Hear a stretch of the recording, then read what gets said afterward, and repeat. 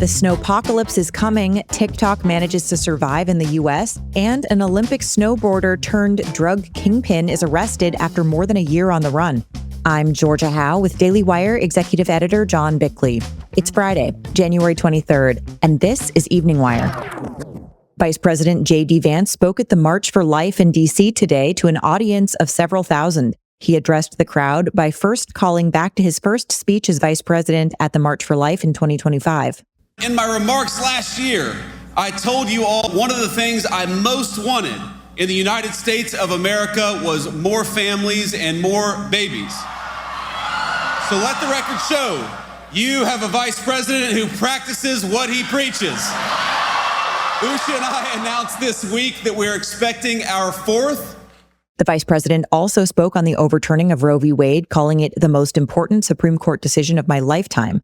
Then on the Trump administration's vision for the future of America's most vulnerable. Here's Vance. Our vision is simple. We want life to thrive in the United States of America. We want Americans, every American from all walk of life, to have happy, healthy children. Under this administration, again, from the President of the United States, the Vice President, you have an ally in the White House.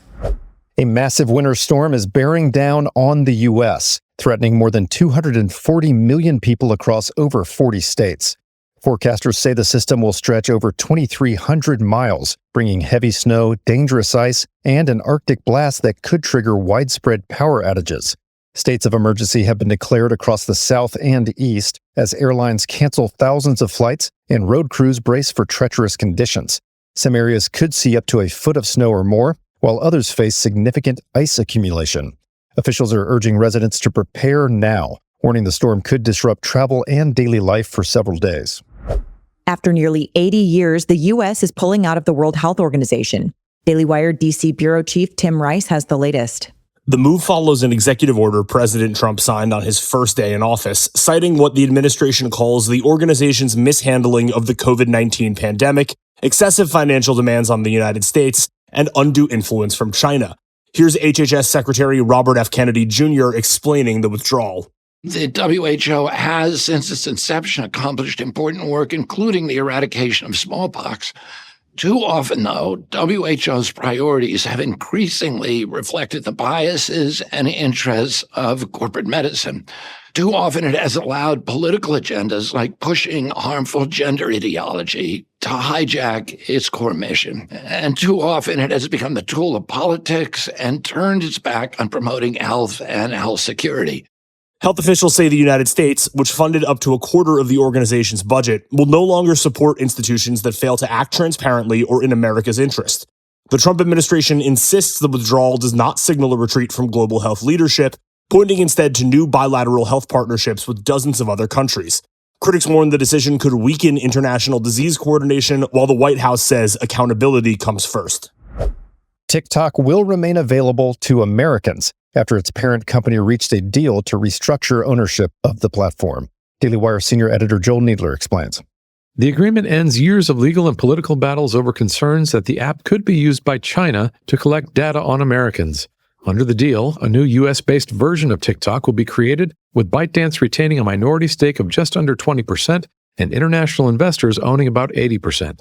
Major partners include Oracle, which will oversee U.S. user data, along with several U.S. and international investment firms. The move follows congressional action to ban TikTok under Chinese ownership, a deadline President Trump delayed to allow negotiations. Federal officials say the deal is designed to protect American data while keeping the popular app online. A 21-year-old Ohio man has been arrested by federal prosecutors who say he threatened to kill ICE agents in several violent social media posts. The Justice Department says Justin Masael Navoa made several online threats to shoot ICE officers, among others, prompting a federal investigation. Authorities say a search of his home uncovered multiple firearms, ammunition, and tactical gear.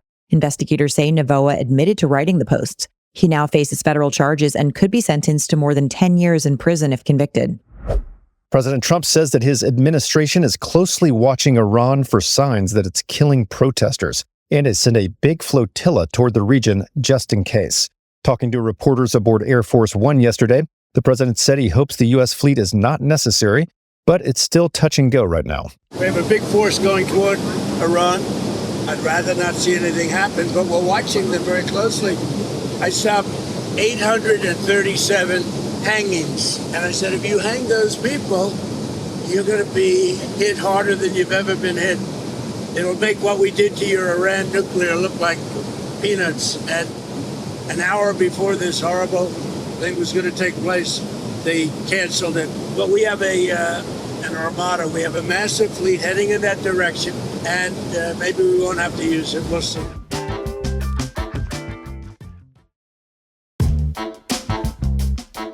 Meanwhile, Trump filed a $5 billion lawsuit against JP Morgan Chase and the bank's CEO, Jamie Dimon, on Thursday. The allegations: it closed Trump's accounts in 2021 over woke motivations following the January 6th riot at the Capitol. The suit says the bank violated its own principles when it terminated multiple accounts belonging to Trump and his business. It states, quote, plaintiffs are confident that JPMC's unilateral decision came about as a result of political and social motivations and JPMC's unsubstantiated, quote, woke belief that it needed to distance itself from President Trump and his conservative political views. In essence, JPMC debanked plaintiffs' accounts because it believed that the political tide at the moment favored doing so. The president also rescinded his invitation last night to Canadian Prime Minister Mark Carney to join his Gaza Board of Peace. Daily Wire reporter Zach Jewell has the details.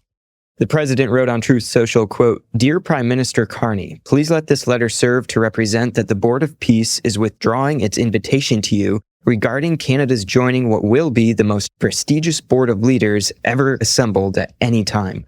Trump's reversal followed Carney's speech on Tuesday at the World Economic Forum, where he appeared to take a shot at the U.S. and Trump, saying that, quote, American hegemony once helped provide public goods, open sea lanes, a stable financial system, collective security, and support for frameworks for resolving disputes. This bargain no longer works. Let me be direct. We are in the midst of a rupture, not a transition. Federal investigators are looking into the death of longtime Indianapolis Colts owner Jim Irsay, focusing on his medical treatment and reported drug use. According to the Washington Post, the FBI had issued subpoenas seeking records tied to prescriptions for opioids and ketamine, as well as his relationship with a California addiction doctor. Irsay died in May at age 65. No autopsy was performed, and the investigation is ongoing. Former Olympic snowboarder Ryan Wedding has been arrested after nearly a year on the FBI's 10 most wanted list. FBI Director Kash Patel says Wedding was taken into custody in Mexico and is being transferred to California to face federal charges. Once known for his ability to shred the fresh powder on a mountainside, Wedding's accused of moving a different kind of white powder through Mexico into the U.S. and Canada. He's also accused of running a violent transnational drug trafficking organization and faces life in prison. Several A-list celebrities have helped launch a new anti-AI campaign. Daily Wire entertainment reporter Amanda Harding has more. Scores of Hollywood stars are backing a new campaign launched Thursday to protest the theft artificial intelligence allegedly engages in to generate output. An organization called the Human Artistry Campaign debuted the Stealing Isn't Innovation initiative, declaring that, quote, America's creative community is the envy of the world. But some of the biggest tech companies are using American creators' work to build AI platforms without authorization or regard for copyright law. Among the celebrities signing on are Scarlett Johansson, Cate Blanchett, Joseph Gordon-Levitt, Fran Drescher, and Breaking Bad creator Vince Gilligan, to name a few. CBS News editor-in-chief Barry Weiss appears vindicated after months of criticism from the left. Daily Wire reporter Lyndon Blake has the latest. CBS Evening News with Tony DeCopel pulled in 6.4 million viewers on January 19th, its biggest audience since 2021. The first flashpoint of Weiss's stewardship came when she spiked an investigative segment by Sharon Alfonsi titled Inside CCOT, which focused on a notorious prison in El Salvador. Weiss said the segment lacked sufficient context and did not include a response from the Trump administration. The backlash later escalated when roughly 200 former CBS staffers and industry figures signed an open letter to Paramount CEO David Ellison, urging him to protect the network's, quote, crown jewel. Even David Letterman called the media outlet a, quote, wreck, saying its integrity has been, quote, eviscerated by these idiots that have taken it over. And Daily Wire host Andrew Klavan has been nominated once again for a prestigious award from the Mystery Writers of America. His book, The Kingdom of Cain, Finding God in the Literature of Darkness, has been nominated for the 2026 Edgar Allan Poe Award for Best Biography. The New York Times bestseller centers on 3 murders from history and explored how acts of darkness have inspired works of literature that grapple with morality, suffering, and the presence of God. This is the 6th Edgar nomination for Clavin, a prolific mystery writer known for his Cameron Winter series. All right, those are your drive home updates. To learn more about these stories, go to dailywire.com. And in case you missed it earlier today, we covered some major stories, including the DOJ arresting anti-ICE church stormers, Trump's Greenland deal taking shape, and the Trump administration delivering a pro-life victory as March for Life heads to D.C. Thanks for tuning in. We'll be back tomorrow morning with a weekend edition of Morning Wire.